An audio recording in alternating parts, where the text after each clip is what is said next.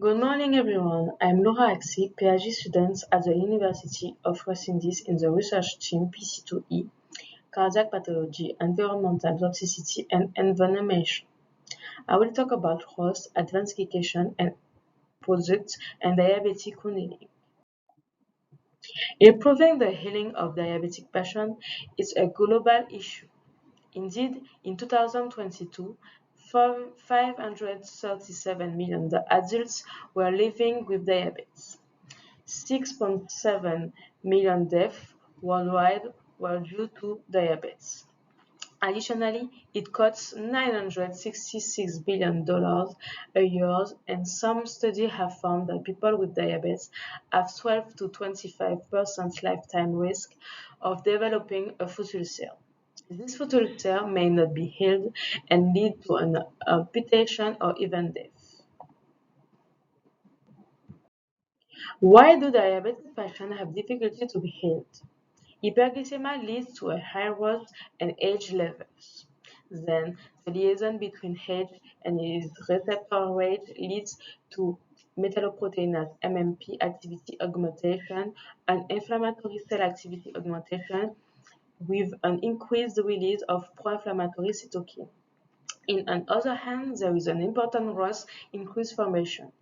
So this brings to a cell activity stop and the apoptosis, the reduction of extracellular matrix synthesis and its degradation, and an oxidative and pro-inflammatory environment. All this issue leads to a stop in the wound healing process. We know that HOT play an important role of the impairment of diabetic wound healing. Indeed, hyperglycemia causes an increase of the oxygen consumption and a NADPH oxidase activity augmentation is an enzyme which creates ROS. There is also an NRF2 pathway decrease which leads to a decrease of antioxidant enzyme expression. Therefore, there is an oxidative stress augmentation. This causes adverse effects on keratinocyte and fibroblast migration, proliferation, and apoptosis. There is also MMP expression and activity modification and change of macrophage and neutrophil function. This leads to a chronic inflammation and a stop to the wound healing process. Moreover, hyperglycemia causes an augmentation of the advanced glycation and product formation. Well, we know that the high age levels is correlated with the impaired wound healing in diabetes. In fact, age cross-link with collagen and reduce the keratinocyte ability to migrate and induce fibroblast and keratinocyte apoptosis. The liaison between age and its receptor activates the NF-kappa beta pathways that leads to an pro-inflammatory activation pathway. The age are involved in the defect of diabetic wound healing. Guva and Hall were able to demonstrate that blocking age and YH binding improve healing in diabetic mice. Then, age can be an interesting therapeutic option for improving diabetic healing. Advanced glycation and product formation is a long, non-reversible, and non-enzymatic reaction. It's the reaction between an N-terminal protein extremity and a sugar.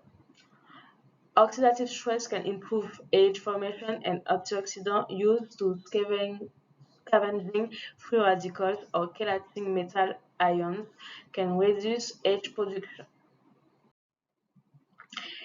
The N-carboxymethylizine, or CML, is the most described age for its involvement in the complication of diabetes. In fact, CML accumulates in the skin of diabetic patients, and the level predicts diabetes-related complications. The accumulation of CML induces apoptosis of fibroblasts and ultimately delayed healing. We can explain the accumulation of CML by the increased formation of peroxynitrite ion in diabetes. Peroxynitrite can cleave amide product to CML. Thus, it will be very interesting to find molecules capable of reducing the formation of peroxynitrite or of trapping them in order to reducing the formation of H and thus limit their undesirable effects. In my team, we are very interested in the use of medicinal plants. Thus, we have studied and found some Caribbean plants that are described for their ability to improve diabetic wounds in animal models. We have also found interesting that this plant extract can decrease the formation of age. We can explain the activity by the composition. These extracts are composed by different polyphenols. It's very interesting because polyphenols are known for their antioxidant activity. They can scavenge free radical, chelate metal ion, or trap reactive carbonyl species. So we have decided to evaluate the antioxidant and anti-glycation property of different plant extracts to prevent diabetic complications like delayed weaning.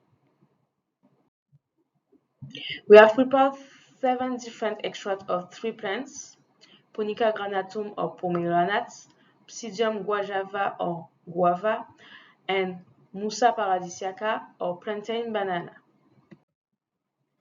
We decided to evaluate the first polyphenol content of the different extracts with the following to reagents.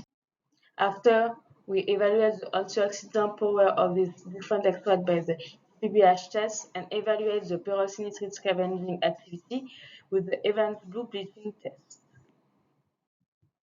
Then we measure the ability of this extract to inhibit the formation of age with the autofluorescence of some ages.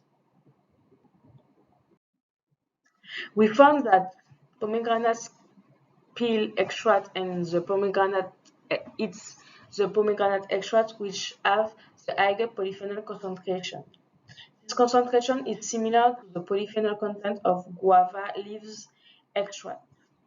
The plain banana extract have few polyphenols compared to pomegranate peel extract and guava extract. We evaluate the antioxidant power of this extract and we have found that the extract which have the most polyphenol, pomegranate peel and guava extracts, are the best antioxidant according to the DPPH test. After, we evaluate the capacity of these 2 extracts to scavenge peroxynitrite ions. We have established that this extract can scavenge peroxynitrite ion in a dose-dependent manner. Then we use the simplest glycation model, BSA and fructose, to evaluate the anti-glycation activity of these different extracts.